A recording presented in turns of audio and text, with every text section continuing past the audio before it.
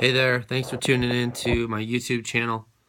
We're studying and learning through the book of Job, and we're in chapter 15 right now. And Job has been through horrible tragedy and sorrow and pain and turmoil and physical injury and boils and worms in his body.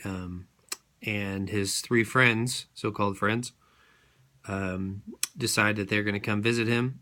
And Eliphaz, Bildad, and Zophar. And the three friends came, and to probably their credit, they saw Job's misery, and they sat with him for 7 days without saying a word. And while we do harp on these three friends of Job, let's back off a little bit and think about these guys, how they did actually care for this guy until they started opening their mouths and rattling off their perceptions of why Job was suffering. And they were foolish, and Job was not comforted by these guys. He calls them later, he calls them miserable comforters are you all, to these three friends. So Job has responded to each friend has spoken, and then Eliphaz, the very first man who's spoken to Job, speaks up again here in chapter 15. He says in verse 1, "Then Eliphaz the Temanite replied, would a wise man answer with empty notions, or fill his belly with the hot east wind? Would he argue with useless words, with speeches that have no value? But you even undermine piety and hinder devotion to God. Your sin prompts your mouth. You adopt the tongue of the crafty. Your own mouth condemns you, not mine. Your own lips testify against you. Are you the first man ever born? Were you brought forth before the hills? Do you listen in on God's counsel? Do you limit wisdom to yourself? What do you know that we do not know? What insights do you have that we do not have? The gray-haired and the aged are on your side, men even older than your father. Are God's consolations not enough for you? Words spoken gently to you? Why has your heart carried you away? And why do your eyes flash, so that you vent your rage against God and pour out such words from your mouth?" Verse 11 here, Eliphaz says, "Are the words spoken gently to you not enough for you?" And it's kind of funny that even though words are spoken in a gentle manner or a soft manner, it doesn't mean they're of any value or any wisdom or any good.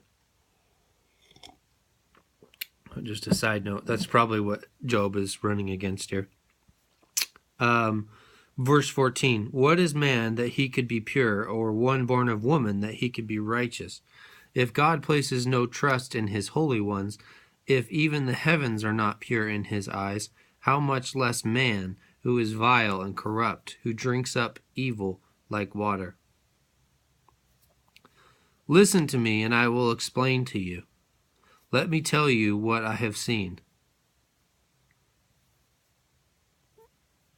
What wise men have declared, hiding nothing received from their fathers. To whom alone the land was given, when no alien passed among them. All his days the wicked man suffers torment, the ruthless through all the years stored up for him. Terrifying sounds fill his ears. When all seems well, marauders attack him. He despairs of escaping the darkness. He is marked for the sword. He wanders about, food for vultures. He knows the day of darkness is at hand. Distress and anguish fill him with terror. They overwhelm him like a king poised to attack."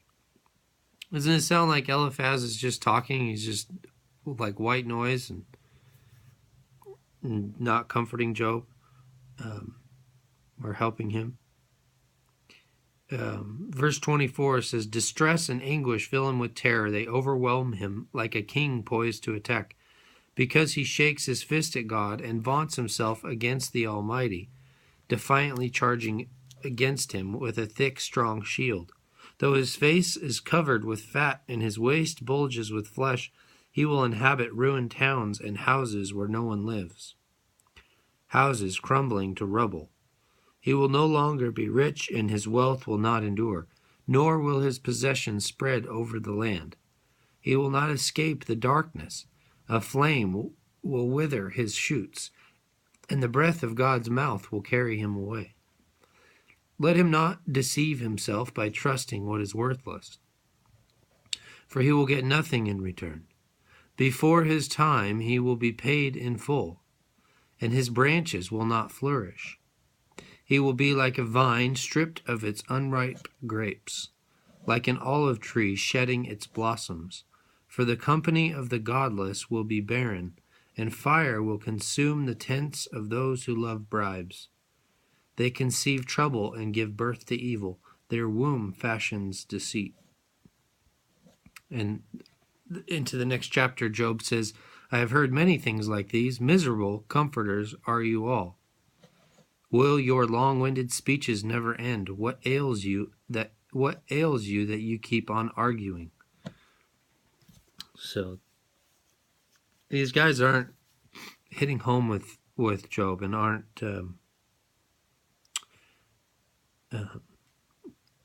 doing very good and helping Job understand and relieving his torment and his distress.